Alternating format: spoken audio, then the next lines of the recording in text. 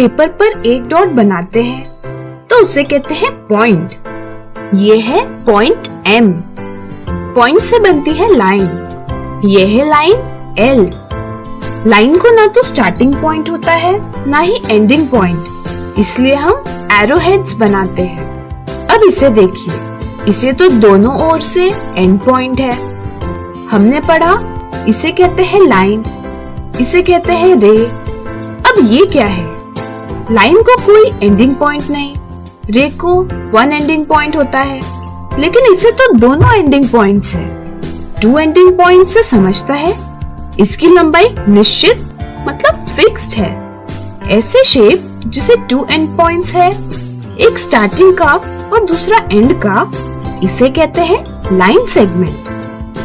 अगर हम इस पॉइंट को नाम देंगे P और इसे Q, तो इस लाइन सेगमेंट का नाम लिखेंगे लाइन सेगमेंट PQ।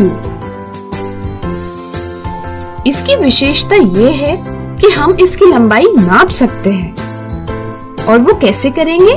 स्केल से। Very good.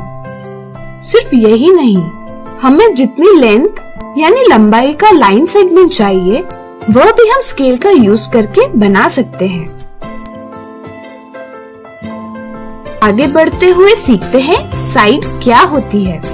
जैसे हमने सीखा कि डॉट्स जुड़ते जाते हैं और बनती है लाइन, वैसे ही लाइन सेगमेंट जुड़ते गई तो बनता है शेप। इस शेप की ये बाउंड्री है। क्या हम इतने पार्ट को लाइन सेगमेंट कह सकते हैं? हाँ, ये एक लाइन सेगमेंट है।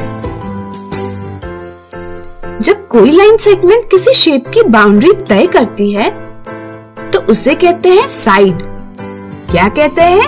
अ साइड। इस तरह से ये भी साइड है और ये भी और ये भी। तो इस शेप में कितनी साइड्स है? 1, 2, 3 and 4। Very good. अब यहाँ देखिए, अगर लाइन सेगमेंट्स एक दूसरे से ऐसे जुड़ेंगे तो कोई शेप नहीं बनता, लेकिन अगर ये थोड़े टर्न होते हैं मतलब मुड़ते हैं तो शेप जरूर बनता है।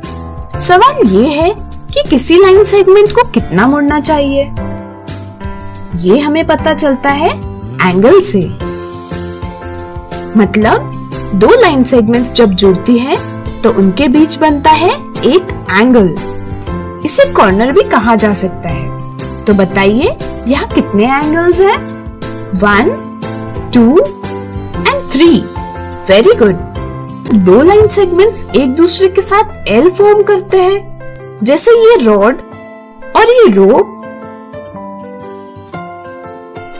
तो ऐसे एंगल को कहते हैं राइट एंगल। एंगल अगर इससे छोटा हो, जैसे ये या ये, तो उसे कहते हैं स्मॉल एंगल या अक्यूट एंगल। और अगर कोई एंगल इससे बड़ा हो तो इसे कहेंगे बिग एंगल या obtuse angle.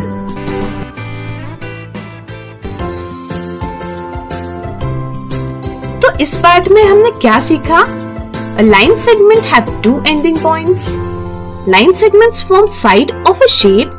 When line segments join together, they form an angle. Angle could be right angle, small angle or big angle. Very good.